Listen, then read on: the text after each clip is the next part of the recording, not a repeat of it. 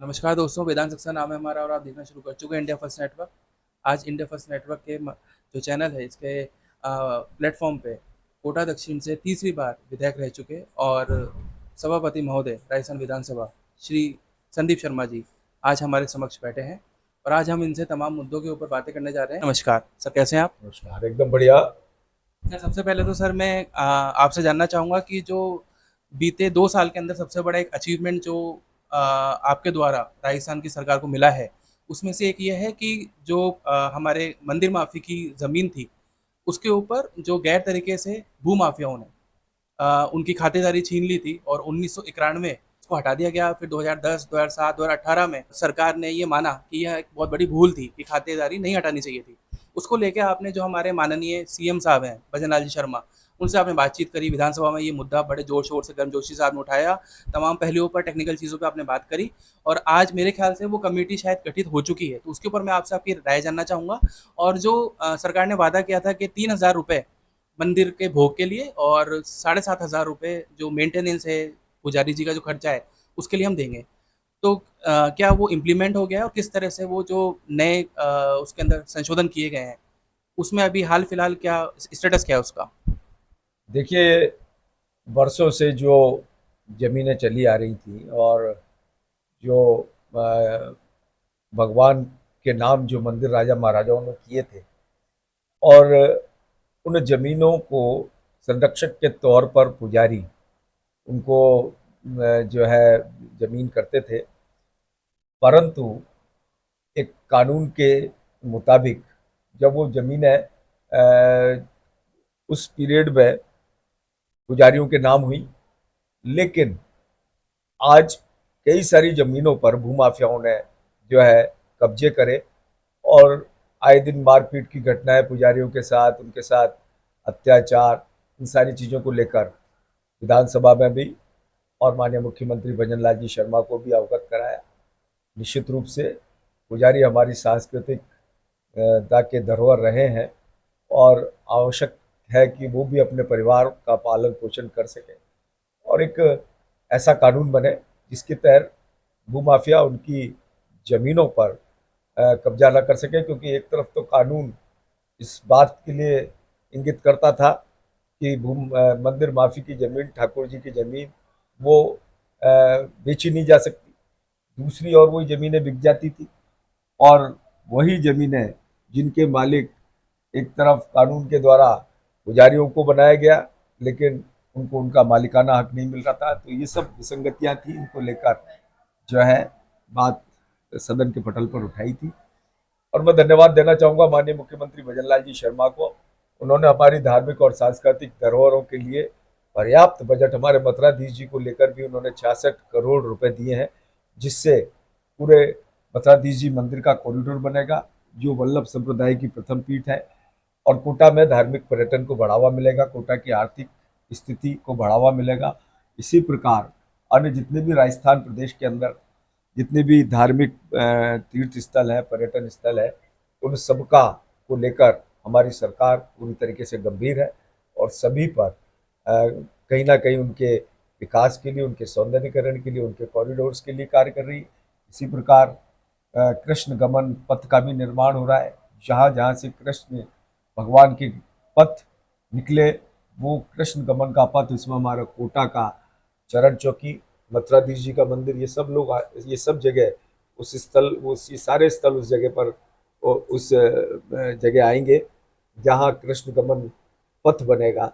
निश्चित रूप से आज धार्मिक और सांस्कृतिक जो जितने भी हमारी ऐतिहासिक धरोहर है, उन पर हम विशेष रूप से हमारी सरकार काम कर रही है और पुजारियों को लेकर भी जो आपने बात कही, उनको 3000 रुपये उनको भोग के लिए प्रारंभ हो चुके हैं। तो ये मैं धन्यवाद देना चाहूँगा हमारी हमारे माननीय मुख्यमंत्री भजन लाल जी शर्मा को। हमारी सरकार पूरी तरीके से गंभीरता से इस पर काम कर रही जो ब्राह्मण समाज है, पुजारी समाज है, वो भी सर आपको धन्यवाद देना चाहेगा कि आपने इस बिल को आगे बढ़ाया और फिर सरकार ने इसके ऊपर विचार विमर्श किया और एक अच्छे निवारण में हम पहुँचे।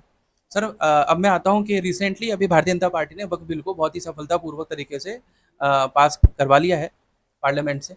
तो अब जो नए अमेंडमेंट्स अभी आए हैं, उनको लेके भारतीय जनता पार्टी कितनी सजग है? और क्योंकि पिछले कई सालों से हमने ये देखते आ रहे हैं, खासकर यूपी में या बिहार के अंदर इलीगल एनरोचमेंट काफी हावी था।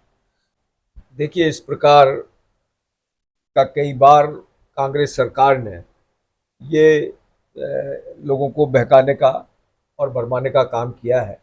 चाहे वो CAA हो, चाहे वो वक्फ संशोधन बिल हो, मुस्लिम समाज की का 3 तलाक का विषय हो, इन सारे विषयों पर लोगों को जो है बहकाने का प्रयास और गलतफहमी पैदा करने का प्रयास कांग्रेस की सरकार ने किया है। वर्तमान में जो संसद में हमारा वक्फ संशोधन बिल पास का अमेंडमेंट हुआ है, ये नया बिल जो संशोधित होकर आया है, निश्चित रूप से वो सिर्फ मात्र कुछ प्रभावशाली मुस्लिम जो उन स्थानों का विफ्ट बिल के माध्यम से दुरुपयोग कर रहे थे, साथ ही साथ एक ही नोटिस देकर कोई सी भी जमीन हथियाने का प्रयास, ये ऐसी चीजें थी इस वक्फ बिल में जिसमें कोई आम मुस्लिम समाज का कहीं कोई लाभ कभी नहीं हुआ। लेकिन आप जानकर हैरान हो जाएंगे संदीप जी कि इस समुदाय के जो बड़े प्रभावशाली लोग हैं, उन्होंने बड़े बड़े मॉल वक्फ की प्रॉपर्टी पर खोल दिए और बदले में क्या दिया वक्फ को? मात्र 12,000, 15,000, कहीं पर तो सिर्फ 5,000 रुपए पर उन्होंने बड़ी बड़ी एकड़ों तक फैली हुई जमीनों को अपने जो राजनीतिक रिलेशंस हैं उनका गलत उपयोग करके और उस समय की सरकार के साथ मिलके उन्होंने इस काम को अंजाम दिया और अपने ही समुदाय के लोगों को एक अच्छा खासा लाभ मिलने से वंचित कर दिया। तो ये तो देखा जाए इस तरह से तो कि समुदाय के अंदर ये की तो फाड़ की शुरुआत हो जैसा चुकी कि है। आप बता रहे हैं कि जहाँ करोड़ों रुपए के होटल्स और मॉल खड़े हो गए, लेकिन मुस्लिम समाज को उसका कोई लाभ नहीं मिला था। और शुरू से ही कांग्रेस की ये नीति रही है, तुष्टीकरण की नीति रही है। और जिस प्रकार से तुष्टीकरण के चलते उन्होंने कभी मुस्लिम समाज को आगे बढ़ाने का प्रयास नहीं किया, लेकिन जो मुस्लिम समाज के प्रभावशाली लोग थे, सिर्फ वो संतुष्ट हुए। उन्होंने अपनी धन संपदा, अपनी भूखंड इस माध्यम से बनाए होंगे, परंतु जो राष्ट्रवादी मुस्लिम जो चाहते हैं विचारधारा में चल के उनका उनको भी बहका के और एक वातावरण को अशांत करने का काम कांग्रेस की सरकार ने कुछ मुस्लिम संगठनों के साथ मिलकर करने का प्रयास किया है। परंतु आज इस वक्फ बिल के संशोधन से आम मुस्लिम भी खुश है और लोगों को भी सिर्फ एक नोटिस से जमीन हथियाने का जो उनका हथकंडा था उससे उनको निजात मिली है। मेरा मानना है भारत देश में इस वक्फ बिल के संशोधन के उपरांत एक बहुत बड़ी राहत भारतीय लोग महसूस कर रहे हैं। सर, चूंकि आप लगातार 3 बार विधायक चुनकर और आपने कोटा का नाम रोशन किया है, अब तो लोग आपको दक्षिण का राजा भी कहने लग गए हैं।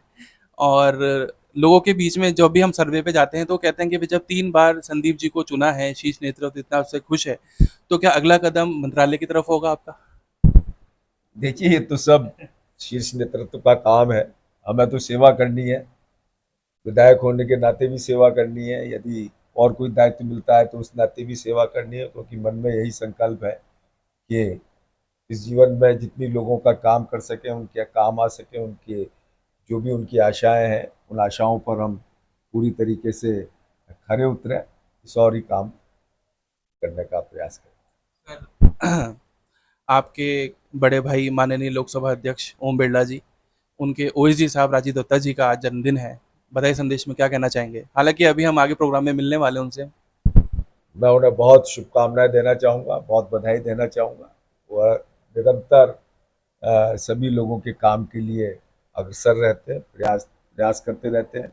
और जो केंद्रीय सरकार से संबंधित जो भी लोगों के मामले हैं उनको वो तुरंत गति से सुलझाने की क्षमता रखते हैं। बहुत बहुत धन्यवाद सर हमारे जुड़ने के लिए। इंडिया फर्स्ट न्यूज़ नेटवर्क को मैं बहुत शुभकामनाएं देता हूं, बहुत बधाई देता हूं। और आप इसी प्रकार निरंतर निष्पक्षता से, पारदर्शिता से जो है लोगों के बीच अच्छी खबरें पहुंचाते रहें। बहुत बहुत धन्यवाद। बहुत धन्यवाद सर हमारे जुड़ने के लिए। हम आपके उज्जवल भविष्य से जुड़ने की कामना करते हैं और आपके जो प्रयास हैं सफल हों ऐसे हम उम्मीद करते हैं। बहुत बहुत धन्यवाद सर। Thank you.